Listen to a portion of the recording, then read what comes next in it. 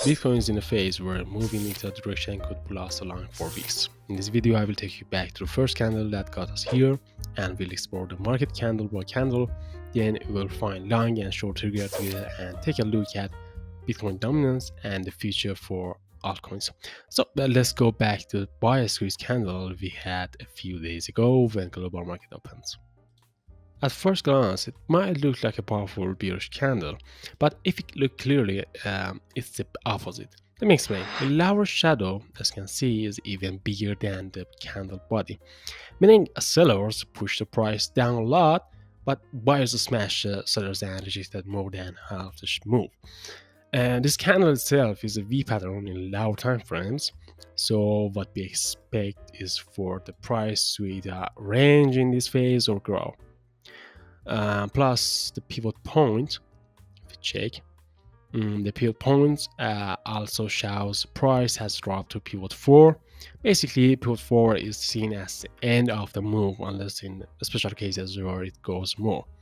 But mostly after reaching it, we range or reverse. And that's what happened.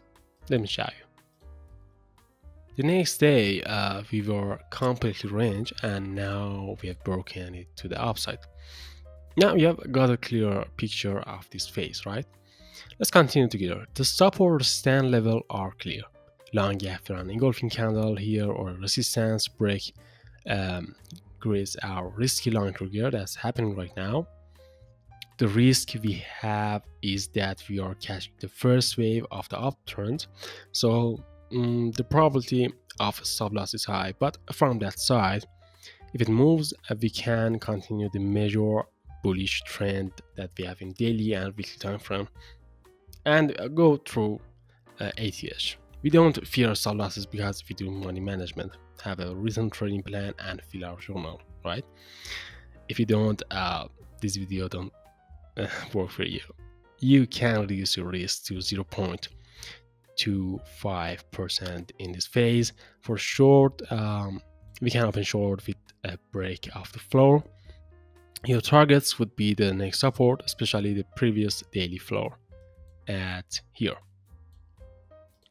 Currently, our bias has become a bit more bearish in this short term. In the previous video, I explained why we had a drop. If you haven't seen it, it's card above. Go watch it to understand the funda conditions. But wanting to open a short on Bitcoin is a different story because we need to understand the liquidity flow. For that, let's check Bitcoin dominance. After breaking this important support level here and dropping, it's now ranging in the 4-hour time frame. If you come above this resistance again, with Bitcoin drop, altcoins drop sharper and more because of that. Choosing a suitable pair for shorts was important for me because now it seems to have an uptrend momentum in short term. And similarly, if Bitcoin's growth is accompanied by BTC degrowth, I will only join the long with Bitcoin. For example, let's check Ethereum at 1-hour time frame. All right, the Ethereum short triggers are breaking the support level here. It's just better to keep the stop loss small to make it easy to take profits, considering the major bullish trend. At any moment, we might reject the whole bearish move, so we need to take profits. The lower support level are here really important. If you check daily time frame, yeah, as you can see, we reacted to this level multiple times.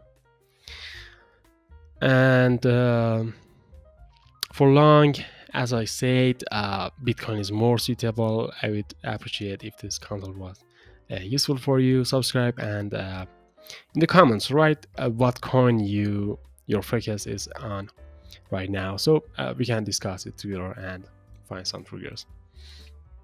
Until next, peace out.